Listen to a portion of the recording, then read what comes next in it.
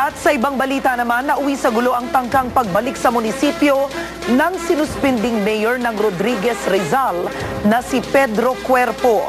Hinarangan pa ng mga armadong pulis ang pagpasok ni Cuerpo sa munisipyo. Nagpapatrol Anthony Taberna. Ganito ang eksena sa harap ng munisipyo nang magpang-abot ang mga pulis at taga-suporta ni Rodriguez Mayor Pedro Cuerpo.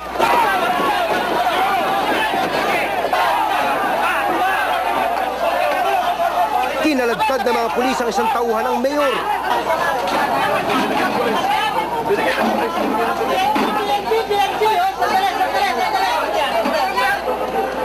Tinamaan ng bato sa ulo ang isang pulis. Tumaas ang tensyon dahil gustong bawiin ni Cuerpo ang pwesto mula kay Acting Mayor Jonas Cruz. Una nang sinuspende si Cuerpo matapos ireklamo ng isang residente. Namatay kasi ang kamag-anak ng residente nang mabagsakan ng heavy equipment sa isang construction project ng munisipyo. Kanina, armado si Cuerpo ng isang kautusan mula sa Malacanang na nagbabasura sa panibagong suspensyon sa kanya sa Kapitolyo ng Rizal. Pinaalis na rin ng palasyo si Cruz at pinauupo na ulit sa pwesto si Cuerpo. Pero ayaw bumaba ni Cruz. Hindi mo pwede kasi yung, ito, may kopya na kami. Oh, bumaba ka na dyan. Hindi mo pwede yung ganun. Diba? So, andyan naman ang DILG. Alam ko, andyan ang DILG na nagbigay na rin ng kaliwanagan sa kabilang panig. Ayaw din sundin ng DILG ang order ng palasyo na ikinagalit ng mga konsihal na kakampi ni Cuerpo. Is there an existing order countermanding the stay order from Malacanang? Meron ba? Instruction, sir, sa taas. Nasaan? Na hold in abeyance. Nasaan? Nagkalat ang mga pulis na may matataas na kalibre ng baril dito sa bayan ng Montalban, Rizal. Kaya't reklamo ng kampo ni Cuerpo, tila baga may martial law sa lugar na ito. Pero paliwanag ng PNP, narito lang sila para bantayan ang katahimikan ng bayan. Sa inis ni Cuerpo, ibinalandra niya ang sasakyan sa kalsada na muntik namang suyuri ng isang payloader. Agad namang sumugod ang mga taga-suporta ni Cuerpo. Ang Rizal, para itong ampatuan ng Maguindanao. Bakit ampatuan ng Maguindanao? Imagine mo, order from the office of the president, hindi kayang implement. At ang mga pulis pang nagagamit dito. Tiniyak ni Cuerpo, di sila aalis sa munisipyo hanggang hindi na ipatutupad ang utos ng Malacanang na bumalik siya sa pwesto. Anthony Taberna, Patrol ng Pilipino. Sa kapapasok lang na balita, inaresto ang isang lalaking sinasabing nambato ng pulis kanina sa Rodriguez Rizal. Kinilala itong si Norberto de Guzman, taga-suporta ni Mayor Cuerpo. Naabutan pa siya ng news team na nakahiga habang pinoposasan, habang isang lalaki naman ang nakatapak sa kanyang leeg. Mariin namang itinanggi ni de Guzman na may kinalaman siya sa pambabato ng pulis. Bababa ng halos 4 na piso ang singil sa kuryente ng Meralco ngayong Disyembre para sa mga kumukonsumo ng 100 kilowatt hours. Magbabawas kasi ng 2.5 sentimo kada kilowatt sa generation charge ang Meralco. Ayon sa Meralco, dahil ito sa mas murang presyo ng panggatong na binibili nila. Mula Abril nitong taon, umabot na sa 82 centavos kada kilowatt hour ang naibabawas ng Meralco sa generation charge.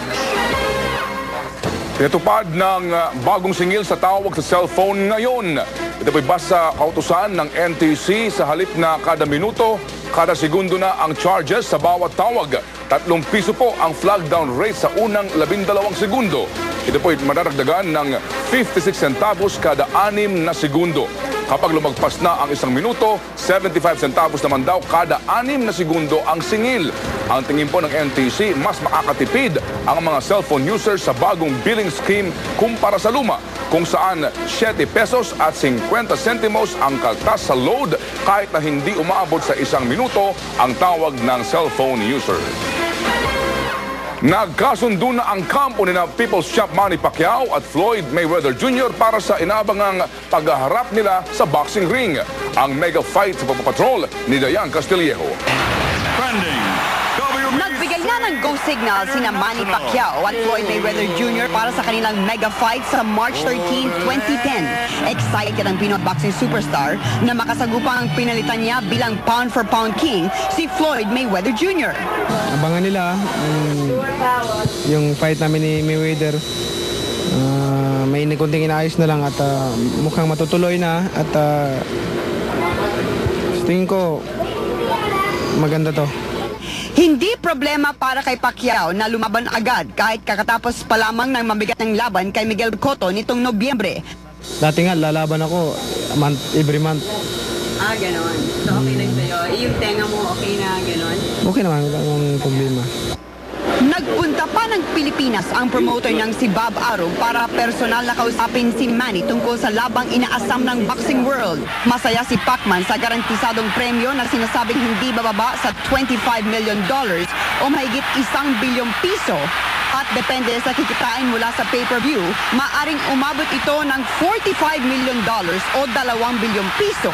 Areglado na din kung paano maghahati sina Pacquiao at Mayweather sa kikitain mula sa buong promotion. Do you want me to spend 2 hours saying why Manny deserves more than 50%, and then you'll spend 3 hours telling me why Mayweather is entitled to more than 50%.